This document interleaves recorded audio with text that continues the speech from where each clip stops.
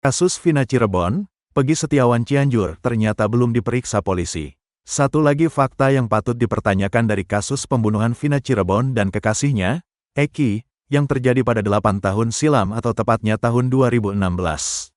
Satu nama yang ikut terseret dalam kasus pembunuhan Vina Cirebon yakni Peggy Setiawan yang berasal dari Cianjur, ternyata belum diperiksa pihak kepolisian. Diketahui, Vina adalah gadis 16 tahun asal Kampung Samadikun, Kecamatan Kejaksan, Kota Cirebon, Jawa Barat, yang tewas bersama kekasihnya, Eki, di Jalan Raya Talu, Kecamatan Talun, Kabupaten Cirebon, Jawa Barat pada Sabtu tanggal 27 Agustus tahun 2016.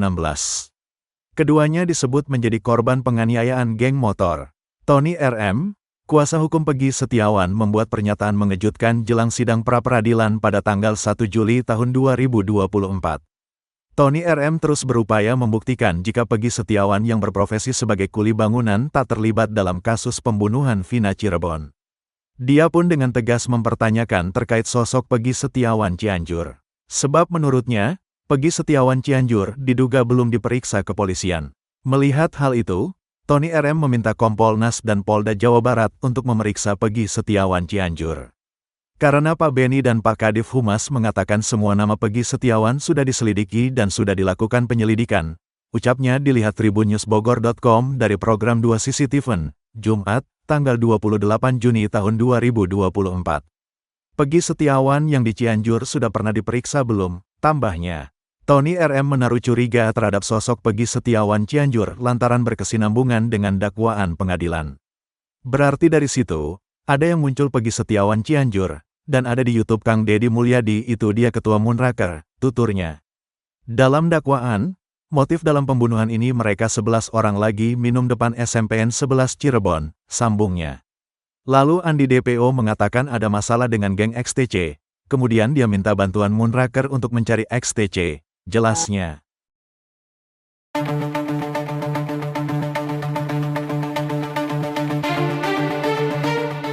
Tim Jaksa Penuntut Umum atau JPU Kejaksaan Tinggi atau Kejati mengembalikan berkas perkara Peggy Setiawan kepada Polda Jawa Barat. Hal itu dikarenakan berkas perkara dinilai belum lengkap. Tak hanya itu, Kejati pun memberikan peringatan kepada Polda Jabar terkait berkas perkara Peggy Setiawan. Dikutip dari Tribun Jabar, hal itu disampaikan oleh Kasipenkum Kejati Jabar yakni Nur Sri Cahya Wijaya yang mengatakan berdasarkan hasil penelitian terhadap berkas perkara tersangka Peggy ditemukan beberapa alat bukti yang belum lengkap. Menurutnya, tim jaksa akan membuat petunjuk kepada penyidik Polda Jabar agar berkas tersangka Peggy dilengkapi. Namun pihaknya tidak merinci terkait poin-poin kekurangan dalam berkas perkara Peggy Setiawan yang dikembalikan kepada Polda Jabar. Adapun surat pemberitahuan sudah diberikan pada Senin 24 Juni kemarin untuk melengkapi berkas. Kejati Jabar memberikan waktu selama 7 hari. Kejati juga mengaku memberikan catatan khusus yang diberikan kepada Polda Jabar untuk melengkapi berkas yang masih ada kekurangan dalam bentuk material dan formil. Sebelumnya, Kabid Humas Polda Jawa Barat Kombes Jules Abraham Abbas mengatakan penyerahan berkas perkara Peggy dilakukan secara bertahap. Ia memastikan sudah berkoordinasi dengan kejaksaan untuk memperlancar pelimpahan berkas perkara itu. Hotman Namianuan kuasa hukum keluarga almarhumah Vina Cirebon. Hotman Namianuan mengucapkan terima kasih kepada Jaksa Agung dan juga kepada Jaksa Agung Muda Tindak Pidana Umum Profesor Asep Mulyana karena kejaksaan telah mengembalikan berkas perkara Peggy kepada penyidik dengan alasan bukti belum lengkap. Hal yang sangat fatal dalam kasus Peggy adalah 5 saksi yang merupakan terpidana menyatakan Peggy bukan pelaku.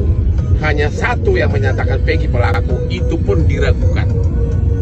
Berarti lebih banyak saksi yang menyatakan Peggy bukan pelaku, 5 lawan 1. Sedangkan saksi lain diragukan samar-samar. Tidak bisa secara hitam putih menyatakan melihat Peggy sebagai pelaku.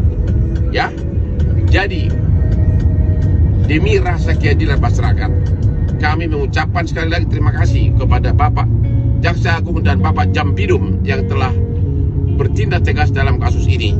Saran kami adalah agar di bawah perlindungan LPSK seluruh terpidana ini diperiksa ulang, di BAP ulang dalam kasus Peggy ini. Dan dan mereka tenang. Bila perlu didampingi oleh para pengacara masing-masing agar mereka yakin, agar mereka tenang. Mereka itu kan hanya masyarakat pekerja, bahkan sebagian adalah buruh bangunan. Begitu sudah diperiksa akan gemetaran, ya. Coba kalau saya pengacaranya, cuma saya kan pengacara keluarga almarhumah, ya. Sekali lagi Bapak Jaksa Agung dan Bapak Jampidun, thanks. Sukses selalu, rakyat di pihakmu.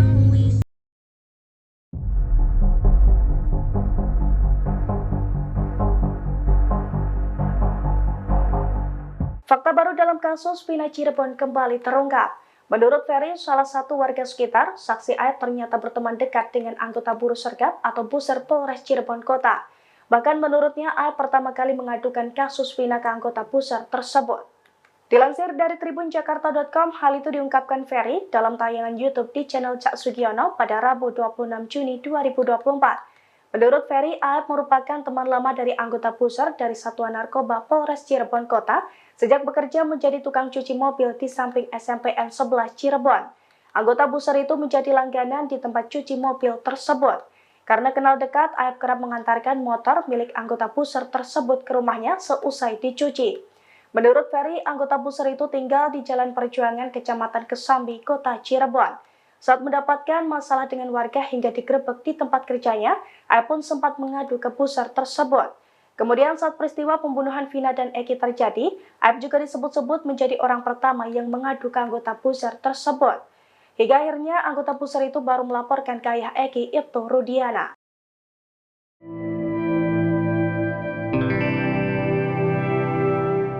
Ferry, warga sekitar TKP penangkapan para terpidana kasus Vina Cirebon, mengungkap fakta mengejutkan. Dia menduga salah satu saksi kasus Vina, yakni Aep, memiliki teman anggota buruh sergap atau Buser dari Satuan Narkoba Polres Cirebon Kota. Ferry mengaku anggota Buser itu menjadi langganan di tempat cuci mobil tempat Aep dan rekannya Dede bekerja. Aep disebut sudah kenal dekat dengan anggota Buser tersebut. Bahkan Aep kerap mengantar motor yang sudah bersih ke rumah anggota Buser yang tinggal di Jalan Perjuangan, Kecamatan Kesambi, Kota Cirebon. Diketahui Aep yang mengadu pertama kali soal para terduga pelaku ke sosok anggota Buser tersebut bukan langsung ke Ibtu Rudiana. Setelah mengetahui itu, anggota Buser itu baru melaporkan ke Ibtu Rudiana. Dalam aduan itu, Aep mengaku saat hendak membeli rokok melihat para terpidana melempari Vina dan Eki dengan batu.